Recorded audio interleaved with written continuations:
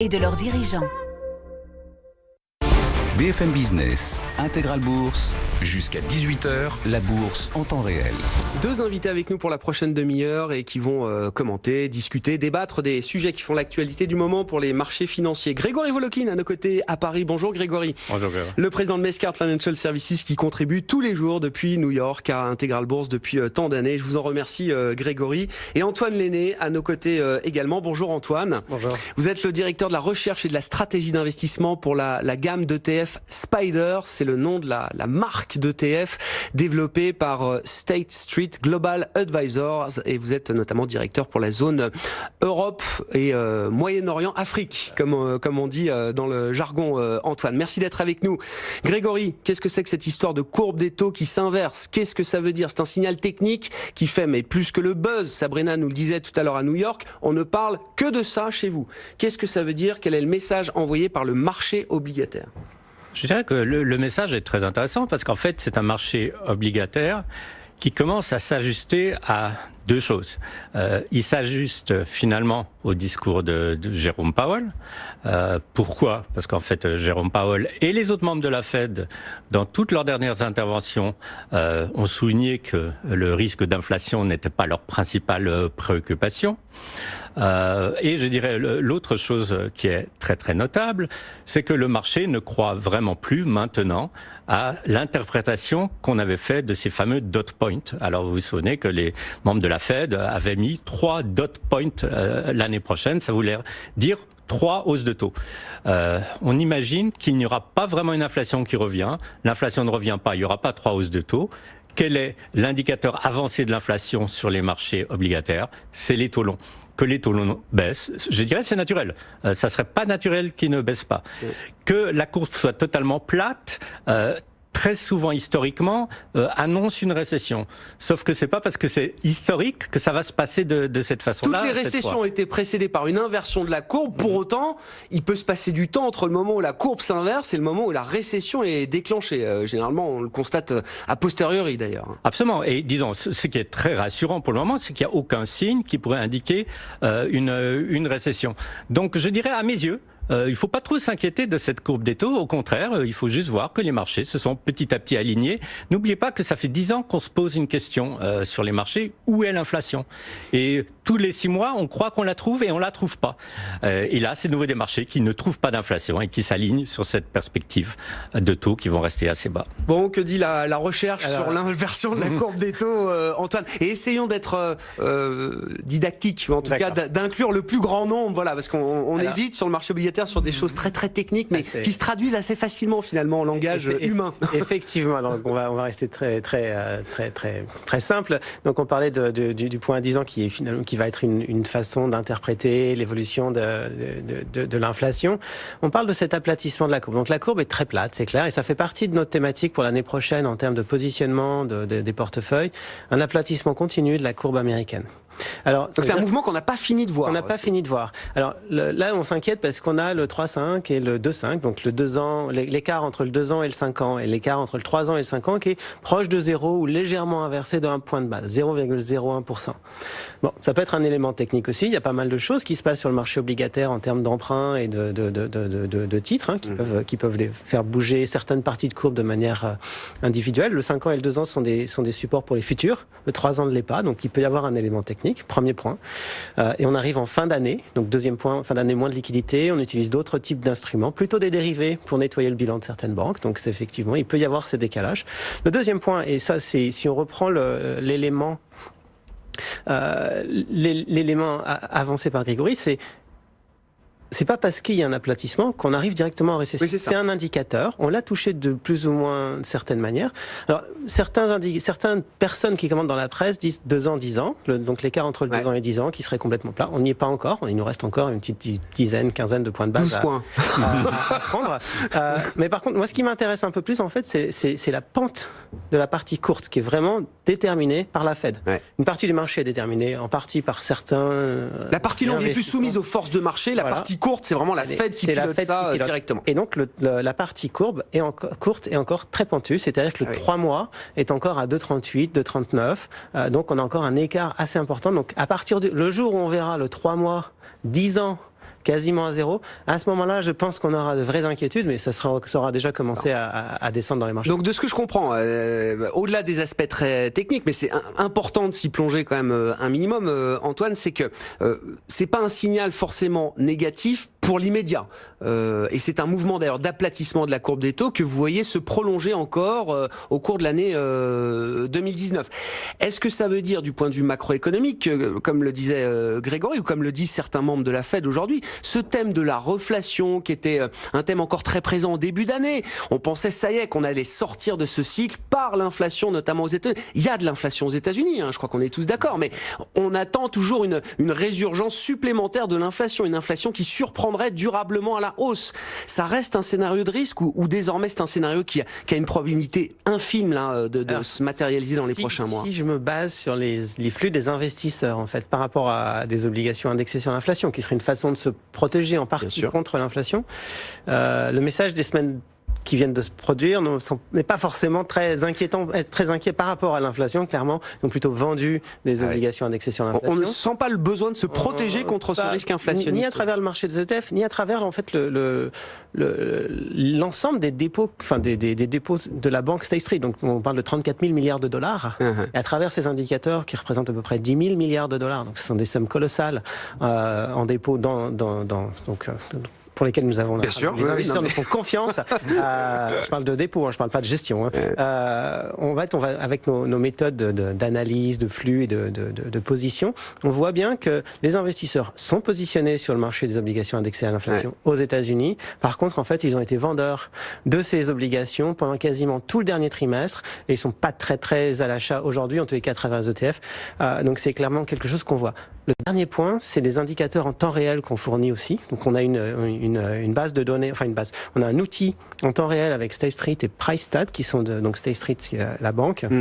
Et PriceStat qui sont des chercheurs aux États-Unis et qui refont un panier basé sur les prix qui sont disponibles sur les sites internet, et qui refont un panier d'inflation. Et de la même manière, l'inflation est présente, mais elle n'est pas inquiétante. Et c'est exactement ce qui va vers un aplatissement de la courbe des taux. Grégory, encore un mot là-dessus, puis on pourra pas passer à la thématique commerciale, mais votre sentiment, c'est que oui, on peut écarter finalement ce scénario d'une sortie du cycle par l'inflation, ou est-ce que c'est quand même un sujet qui peut revenir? Voilà, on a l'impression d'un va-et-vient quand même avec cette thématique reflationniste.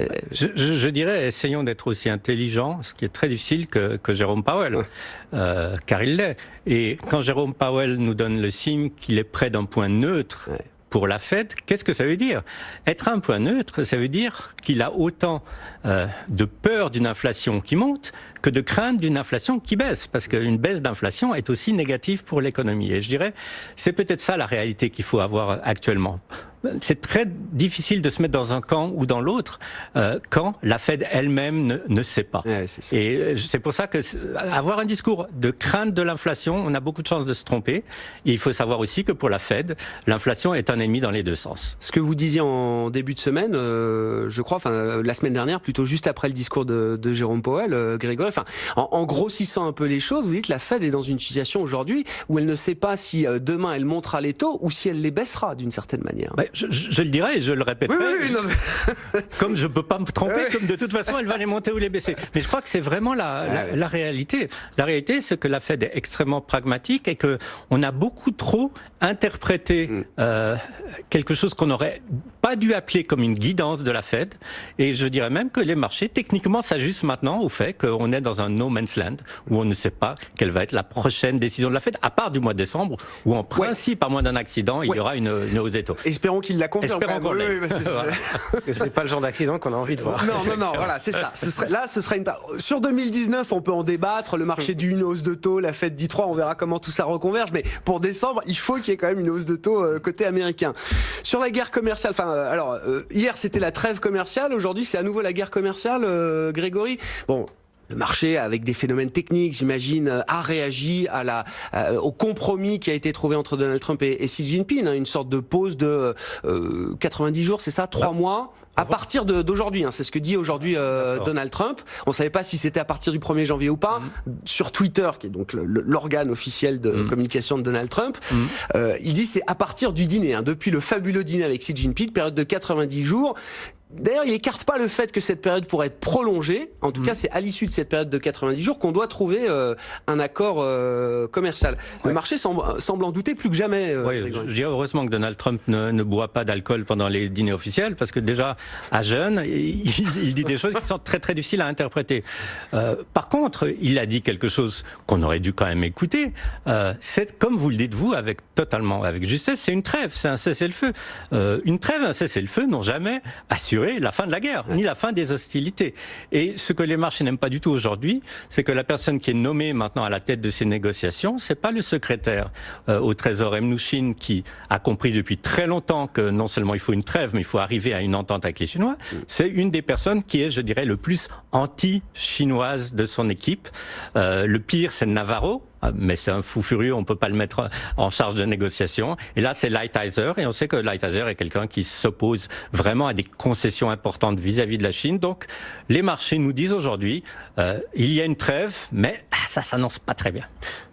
Une trêve qui n'amènerait pas forcément un répit ou une issue positive à l'issue des 90 jours. Enfin, c'est une trêve même qui nous remettrait dans 90 jours sur les mêmes problèmes que ces derniers temps. Alors, il y a beaucoup de questions, parce que dans 3 mois, il va y avoir un congrès central en Chine. Ouais. Donc, la Chine se doit quand même d'assurer sa croissance économique. Et il faut dire que, et ça c'est vrai, pour la Chine, ces problèmes sont beaucoup plus graves que pour les États-Unis. On regarde par exemple un secteur, celui des semi-conducteurs. La Chine a besoin d'importer toutes les machines qui fabriquent les semi-conducteurs. Ils peuvent produire des semi-conducteurs, ils ont besoin des machines américaines. C'est très dangereux pour eux, cette guerre commerciale. Et je dirais, Donald Trump a les cartes en main. Et ça, c'est aussi relativement inquiétant. Et je ne dirais pas que les jeux sont faits. Il faut ni dans un sens ni dans l'autre. Mais il ne faut pas aussi oublier que les 3 prochains mois, on va très vite parler d'autre chose que de la Chine. Ça va être des problème certainement judiciaire de Donald Trump, et que ça ne risque pas vraiment d'attendrir ses positions au niveau des négociations commerciales. Bon. I'm a tariff man. Voilà ce qu'il est en train de tweeter, parce que je suis temps sur le compte de Donald Trump. Les tarifs pour l'automobile européenne, là, c'est une probabilité importante. Réunion à la Maison Blanche, et on l'a déjà souligné avec vous la semaine dernière, Grégory. Ce sont les patrons industriels allemands, patrons de BMW, Daimler, Volkswagen, qui vont directement rencontrer les équipes commerciales. Alors Robert Lighthizer ou Wilbur Ross. Il n'y a pas de politique allemand visiblement qui se déplace à l'occasion de cette réunion. Trump, en fait, qu'est-ce qu'il veut ? Il veut une victoire. Dès qu'il fait quelque chose, qu'il a une action politique, c'est pour gagner.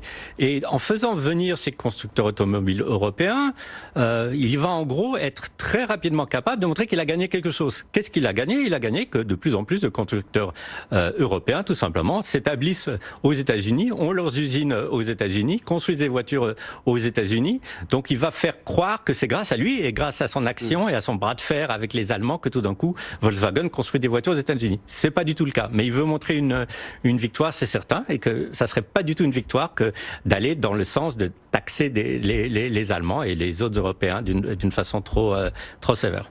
Antoine Lenné chez State Street, qu'est-ce que vous dites de la guerre commerciale ? Enfin, est-ce qu'on a quand même des raisons d'espérer, de voir à un moment la lumière au bout du tunnel, ou est-ce que non, on est dans quelque chose là qui va durer, nous accompagner pendant des mois, des trimestres, voire des années, le combat des deux superpuissances Chine-États-Unis. Là, on peut partir sur une dimension plus longue, mais juste pour revenir à ce qui s'est passé ce week-end, je pense que le rallye d'hier... C'était la continuation, pour la remontée des prix des actifs. Rallye, on peut. Donc le rallye d'hier était une continuation aussi du rallye qui a été lancé par justement une interprétation, en tous les cas, des propos de Jérôme Powell.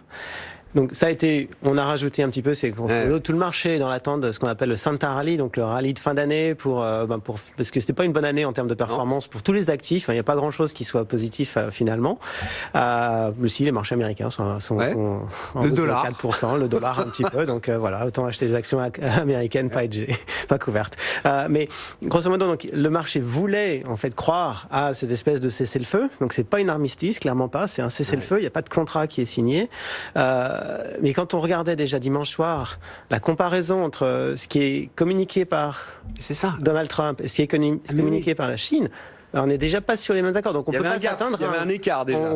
Donc voilà, il y a un petit rallye, il y a une lecture de la nouvelle qui est rapide du lundi matin, mais quand on regarde un peu plus en détail, c'était déjà présent cette espèce d'incohérence entre les deux thèmes. Et c'est pas un bon signe pour les 90 jours de négociation là? Forcément, je pense que Grégory l'a bien expliqué. C'est pas du tout un bon signe. Ça veut dire qu'il y aura toujours de la volatilité dans le marché, que les investisseurs vont rester relativement fragiles en termes de positionnement, parce qu'on ne sait pas trop vers où aller dans ce cas-là. Bon, justement, là, de votre poste d'observation privilégié en termes de flux, notamment alors sur l'industrie des ETF, je rappelle que vous êtes le directeur de la recherche et de la stratégie de la gamme Spider, développée par State Street. Qu'est-ce que vous observez? Enfin, est-ce qu'on a des tendances continues depuis le début de l'année qui se confirment encore, notamment alors l'appétit pour les actifs en dollars, le marché américain dans son ensemble? Est-ce que ça se calme un petit peu? Et puis surtout, la défiance extrême qu'on a connue, nous, en Europe, de la part des investisseurs internationaux qui n'ont cessé de sortir leur argent des actifs européens. Est-ce que là, on arrive au bout d'une logique également, Antoine? Alors, on le voit à travers les flux dans les ETF listés aux États-Unis, mais si je prends un regard plus proche, voir ce que font aussi nos collègues européens, sur les 51 milliards de dollars qui ont été collectés dans l'univers des ETF listés en Europe, donc à vendredi soir. Depuis le début de l'année. Depuis le début de l'année, il y en a plus de 36 milliards qui sont en actions. Donc c'est quand même un biais un peu positif pour le risque. Et d'ailleurs, c'est une des thématiques qui continue à perdurer pour l'année prochaine, en faisant attention à ce risque. Par contre, si je regarde un petit peu la répartition, c'est essentiellement des flux vers les actions américaines. Alors que ce soit du S&P 500, des stratégies de dividendes, donc un peu plus défensives récemment, mais en grosso modo, c'est l'appétit pour les États-Unis. Les 2 premiers mois étaient très forts en se disant bon ça y est c'est bon en Europe on est parti, il y a une reflation, c'est parti, on y va, la courbe est pentue, tout est bon, on est dans une bonne phase du cycle. Le Bund était à 80 points de base, voilà, tout va bien. Et puis tout d'un coup en fait à partir de l'annonce justement de cette guerre tarifaire avec la Chine, mais aussi après mars-avril, c'est ça. Ça a commencé dès fin février en fait, début mars, et là vraiment on est passé en flux négatif sur les actions européennes. Et ça ne s'arrête pas. Et c'est revenu un petit peu. La semaine dernière, c'était encore à la vente. Et après, il y a des paris sectoriels qui se font, mais c'est vraiment très très faible. Ce qu'on a vu récemment, par contre, et ce qui est intéressant parce qu'on est dans la dimension de la Chine aussi, c'est qu'on a vu des flux revenir vers les marchés émergents. Ouais. Et les actions émergentes. On a vu la dette émergente en septembre, les actions émergentes sur les 2 dernières semaines. Ça me laisse penser quand même. Alors, ça me laisse penser quand même. Alors, il y a le risque commercial qui pèse sur l'Europe de manière indirecte ou directe demain, si l'automobile européenne est taxée. Il y a le risque politique aussi qui joue pour une grande partie dans cette défiance, Antoine. Ouais, je pense que ça c'est le point clé. C'est le point clé. C'est un des poutres sur l'Europe pour l'instant. Enfin, en tous les cas, un des points négatifs sur l'Europe. C'est cette prime de risque qui fait peser la valorisation des actifs européens. En termes de valorisation, il n'y a pas photo, on en parlait tout à l'heure. Mais bon, c'est peut-être pas une raison pour venir tout de suite. Bon, voilà ce qu'on pouvait dire sur les marchés. Grégory, il nous reste 3 minutes. 3 minutes déjà pour vous féliciter parce que votre fonds, alors le fonds MAM, c'est ça, dans la gamme Mescart, le fonds Mescart America, c'est ça, j'imagine, MAM Mescart. MAM, ça veut dire MAM, ça veut dire Mescart Asset Management. Et le Sustain USA. Sustain USA. Donc c'est un fonds, alors Sustain, on comprend, qui investit sur la soutenabilité des modèles d'affaires des entreprises. Vous avez été récompensé par Morningstar avec 5 globes. Alors ça, c'est la notation ESG, et c'est la meilleure notation ESG que Morningstar applique dans sa grille, donc félicitations. Qu'est-ce que ça nous dit quand même de l'importance de ces critères ESG aujourd'hui, et même d'un point de vue industriel? Est-ce que c'est, vu des États-Unis, le plus gros marché du monde, est-ce que c'est une lame de fond, une vague de fond aujourd'hui incontournable pour la gestion d'actifs? Alors c'est très intéressant cette question, car c'est exactement le contraire. La gestion ESG actuellement, c'est peut-être une gestion qui est devenue la gestion de tout le monde en Europe. Vous avez toutes les institutions financières qui se disent ESG. Aux États-Unis, on en est encore très très loin. Ça, c'est le premier point. L'autre point, je dirais, c'est d'essayer donc de conjuguer dans une gestion, vous dites sustainable, ça veut dire durable, des compagnies qui non seulement ont des résultats financiers durables, mais qui font aussi un effort pour améliorer la société. Je prenons un exemple tout simple et qui ne semble pas venir à l'esprit. Vous prenez PepsiCo. PepsiCo, c'est pas vraiment un exemple qui viendrait à l'esprit ESG. Pourquoi on regarde en étant un investisseur ESG? Parce que PepsiCo, par exemple, baisse le contenu en sucre d'une façon très importante de leur boisson, de 20 à 30%. Ils se sont engagés à faire ça. Et par exemple, PepsiCo lutte officiellement contre l'obésité. Et PepsiCo aussi produit de plus en plus d'aliments sains et allégés. Donc ça veut dire qu'une vision ESG, c'est d'essayer d'être dans des compagnies qui sont en fait les meilleurs de leur classe. Ouais, c'est ce qu'on appelle best of classes. Ouais. Évidemment qu'on même dans un secteur, alors non. Bon, là, ah non, pas dans tous les secteurs. Pas dans tous les secteurs. Heureusement qu'on peut éliminer quand même des secteurs que personnellement j'aurais pas envie de toucher, mais il faut dire que beaucoup de gestion ESG les touchent. Mais bien sûr. Les armements, par exemple, je serais jamais investi dans de l'armement.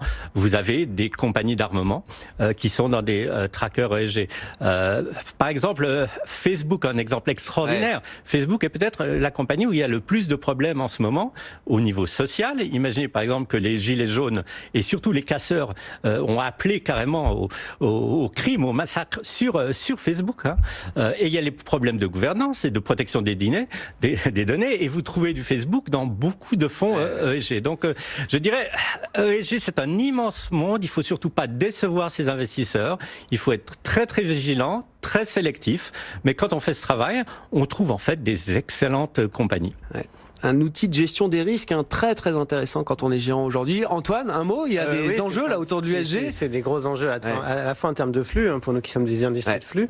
C'est une tendance qu'on voit assez présente chez nous. On a différents axes de développement via ce qu'on a appelé la Fearless Girl, donc cette petite fille en face du taureau à Wall Street, donc pour rendre une part plus importante de la femme dans les boards, en fait, dans les conseils d'administration des sociétés. Et c'est qu'un tout petit bout de ces grands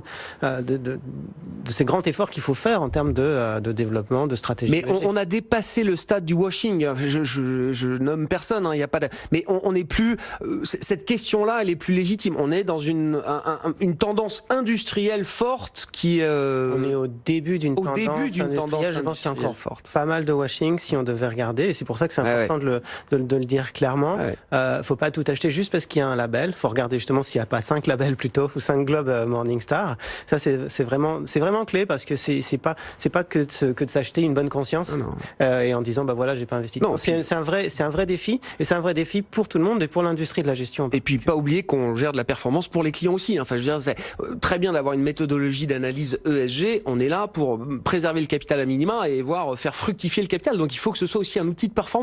Bien sûr, on est là pour créer de la valeur. Et le pari, c'est qu'on crée de la valeur en utilisant des valeurs qui sont tournées vers l'avenir et vers l'avenir d'une façon positive. Donc je dirais que c'est très enrichissant personnellement, et on essaye d'être enrichissant pour les clients aussi. Thème qui sera très très présent jeudi à l'occasion de notre sommet BFM Patrimoine, un rendez-vous pour tous les professionnels et les industriels de la gestion d'actifs. Je peux vous dire qu'au regard des demandes, des thèmes d'ateliers ou autres, c'est un thème qui est en train d'exploser. Tout le monde veut parler d'ESG. Alors ESG, ce sont les critères. ISR, c'est un peu plus strict quand même. On est sur des labels assez encadrés avec des contraintes très fortes, notamment en termes d'exclusion de certains secteurs.